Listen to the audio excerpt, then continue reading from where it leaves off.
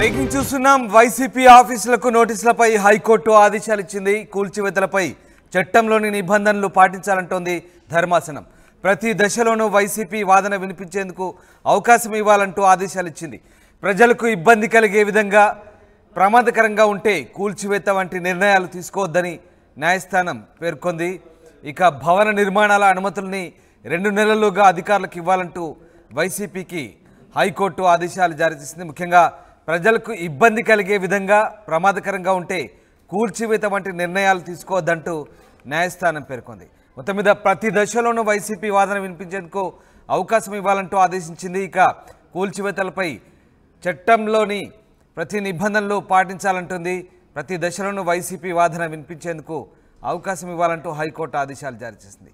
అయితే మొత్తం మీద కూల్చివేతలపై హైకోర్టు కీలక నిర్ణయం ప్రకటించింది. భవన నిర్మాణాల అనుమతుల్ని 2 నెలల్లోగా అధికారులకు ఇవ్వాలంటూ వైసీపీకి ఇటు హైకోర్టు ఆదేశించిన పరిస్థితి. రాజేష్ లైవ్లో జాయిన్ అవుతున్నారు. రాజేష్, కూల్చివేతలపై ఏపీ హైకోర్టు కీలక ఆదేశాలు ఇచ్చింది. హైకోర్టు ఆదేశాల సారాంశం ఏంటి? తో పాటు 13 జిల్లాలో ఉమ్మడి 13 జిల్లాలో ఉన్నటువంటి వైసీపీ కార్యాలయాల కూల్చివేతపైన ఈ రోజు హైకోర్టులో విచారణ జరిగింది. విచారణ సందర్భంగా హైకోర్టు కొన్ని కీలక వ్యాఖ్యలు అయితే చేయడం జరిగింది. దాంట్లో ప్రధానంగా కూల్చివేతల పార్టీ కార్యాలయాలు కూల్చివేస్తున్న సమయంలో చట్ట నిబంధనలు పాటించాలని కూడా హైకోర్టు ప్రభుత్వాన్ని ఆదేశించింది. వాటితో పాటు ప్రతి దశలో కూడా వైసీపీ వాదనలు అంటే ఈ కూల్చివేతల సందర్భంగా అక్కడ వైసీపీకి సంబంధించిన వాదనలు వినిపించే అవకాశం ఇవ్వాలని కోర్టు కూడా తెలిపింది. ప్రజలకు ఇబ్బంది కలిగించే విధంగా ప్రమాదకరంగా ఉంటే కూల్చివేతల వంటి నిర్ణయాలు తీసుకోవద్దంటే హైకోర్టు అయితే చెప్పడం జరిగింది. 2 నెలల్లోగా భవన నిర్మాణ అనుమతులకు సంబంధించినటువంటి అధికారుల ముందు భవన నిర్మాణానికి సంబంధించిన అనుమతుల విషయంలో అధికారుల ముందు పెట్టాలని కూడా హైకోర్టు ఆదేశాలు జారీ చేసింది. గత నెల 22వ తేదీన తాడేపల్లిలోని వైసీపీ సెంట్రల్ కార్యాలయాన్ని మొదటిగా కూల్చివేశారు. అది నిబంధనల విరుద్ధంగా జరిగింది. రహస్య జీవోలతో అక్కడ అక్రమంగా కట్టడాన్ని నిర్మాణం చేస్తున్నారు. 2 ఎకరాల స్థలాన్ని 33 సంవత్సరాలకి కేవలం 1000 రూపాయలతో ఆ స్థలాన్ని ప్రభుత్వం అప్పుడు కేటాయించింది. అది నిబంధనల విరుద్ధంగా జరిగింది.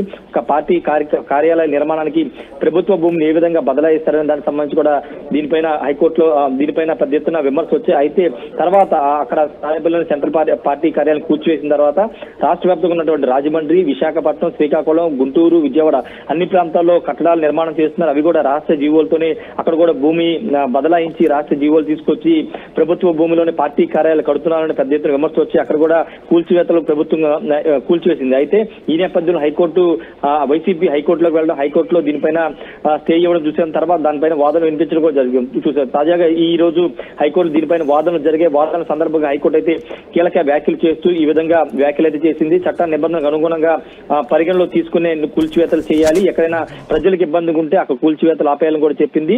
2 నెలల్లోపు పూర్తి స్థాయిలో అధిక వైసీపీ ఏ విధంగా భూములు కేటాయింపు చేసింది, దానికి సంబంధించినటువంటి పత్రాలన్నింటినీ కూడా కోర్టు ముందు సబ్మిట్ చేయాలని కూడా చెప్పింది. అవి ఆ డాక్యుమెంట్స్ అన్ని కూడా నిబంధనలకు అనుగుణంగా ఉన్నాయా లేవని చెక్ చేసి అప్పుడు హైకోర్టు దీనిపైన మరోసారి నిర్ణయాన్ని ప్రకటించే అవకాశం కనబడుతుంది. మరోవైపు ప్రభుత్వం చాలా స్పష్టంగా హైకోర్టులో వాదన వినిపించి ఇదంతా కూడా చట్టానికి విరుద్ధంగా పార్టీ కార్యాలయాలు అది కూడా భారీ ఎత్తున అంటే 1-2 ఎకరాల స్థలాన్ని కేటాయించారని కూడా ప్రభుత్వం అయితే హైకోర్టులో వాదన వినిపించింది. అయితే 2 నెలల్లోపు పూర్తి స్థాయిలో వైసీపీ నిర్మాణం చేస్తున్నటువంటి కార్యాలయాలకు సంబంధించినటువంటి అనుమతి పత్రాలన్నింటి కూడా కోర్టు ముందు పెట్టాలని కోర్టు చెప్పిన నేపథ్యంలో 2 నెలల తర్వాత మరోసారి దీని మీద విచారణ జరిగే అవకాశం ఉంది. ప్రస్తుతానికైతే కూల్చివేతలు జరిగే చోట చట్టాల నిబంధనలకు అనుగుణంగా అంటే చట్టానికి డాక్యుమెంట్స్ అన్ని కూడా వైసీపీ కార్యాలయ నిర్మాణానికి కేటాయించినటువంటి స్థలానికి సంబంధించి ఆ జీవోలకు సంబంధించిన అంశంలో చట్టానికి లోబడి ఉంటే అది కూల్చవద్దు, చట్టానికి విరుద్ధంగా ఉంటే వాటిని కూల్చేయొచ్చు అంటూ హైకోర్టు అయితే చెప్పడం జరిగింది. పూర్తి స్థాయిలో 2 నెలల తర్వాత దీనిపైన వాదనలు జరిగే అవకాశం అయితే ఉంది. రామ్దాస్, అయితే Rajesh, at the same time వైసీపీకి కూడా భవన నిర్మాణ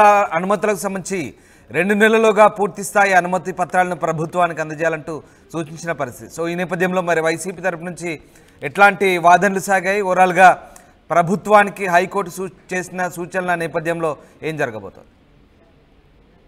వైసీపీ మాత్రం చాలా స్పష్టంగా చెప్తుంది, మేము చట్టానికి లోబడి చట్ట ప్రకారంగానే భూములు కేటాయింపులు చేశాము. అది కూడా ప్రభుత్వ భూములకు లీజుకి పద్ధతిన కేటాయింపులు చేశాం. గత తెలుగుదేశం హయాంలో పరిశ్రమలకి ఇదే విధంగా 99 సంవత్సరాలకి 1000 రూపాయలు 100 రూపాయల చొప్పున లీజుకి కేటాయించినటువంటి అంశాలు కూడా ఉన్నాయి. వాటిని కూడా కోర్టు దృష్టికి అయితే వైసీపీ తరఫున లాయర్లు అయితే తీసుకొచ్చిన సందర్భం ఉంది. ప్రభుత్వం భూములు కేటాయింపులు చేసుకోవచ్చు, దానికి చట్టంలో పరిశ్రమలకు సంబంధించి లేకపోతే వీటన్నిటి కూడా కేటాయించుకునే అవకాశం ఉంటుందని కూడా వాదనలు అయితే వినిపించారు. ఈ నేపథ్యంలోనే గతంలో జరిగినటువంటి కేటాయింపులు అంటే తెలుగుదేశం హయాంలో ఉన్నటువంటి భూ కేటాయింపుల అంశాన్ని కూడా ఈ రోజు కోర్టులో ప్రస్తావించడం జరిగింది. అయితే ఇప్పుడు ఈ పార్టీ కార్యాలయానికి బదలాయించినటువంటి ఈ భూములన్నీ కూడా రహస్య జీవులు అంటే జీవోల్ని రహస్యంగా ఇచ్చి తర్వాత ఆ భూములన్నీ కూడా కేటాయింపు చేసుకున్నారు. అంతేకాదు తక్కువ మొత్తంతో లీజుకి ఇచ్చారనేది కూడా ప్రధాన ఆరోపణ. కాబట్టి దాని మీద కూడా వాదనలు జరిగాయి. పూర్తి స్థాయిలో ఈ పార్టీ కార్యాలయాలకు సంబంధించిన అనుమతులకు సంబంధించిన పత్రాలు పరిశీలించిన తర్వాత హైకోర్టు అయితే దీనిపైన ఒక కీలక నిర్ణయం అయితే చెప్పే అవకాశం ఉంది. Ramdas. Right, thank you Rajesh. ఇది మొత్తం మీద వైసీపీ ఆఫీసుల కూల్చివేతలపై ఏపీ ప్రభుత్వానికి హైకోర్టు అయితే కీలక ఆదేశాలు ఇచ్చింది. కూల్చివేతలపై చట్టంలోని నిబంధనలు పాటించాలంటోంది ధర్మాసనం. ప్రతి దశలోనూ వైసీపీ వాదన వినిపించేందుకు కూడా అవకాశం ఇవ్వాలంటోంది. ఇక ప్రజలకు ఇబ్బంది కలిగే విధంగా ప్రమాదకరంగా ఉంటే తప్ప కూల్చివేత వంటి తీవ్ర నిర్ణయాలు తీసుకోవద్దంటూ న్యాయస్థానం చెబుతోంది. భవన నిర్మాణాల అనుమతుల్ని 2 నెలల్లోగా అధికారులకు ఇవ్వాలంటూ ఇటు వైసీపీకి కూడా హైకోర్టు ఆదేశించింది.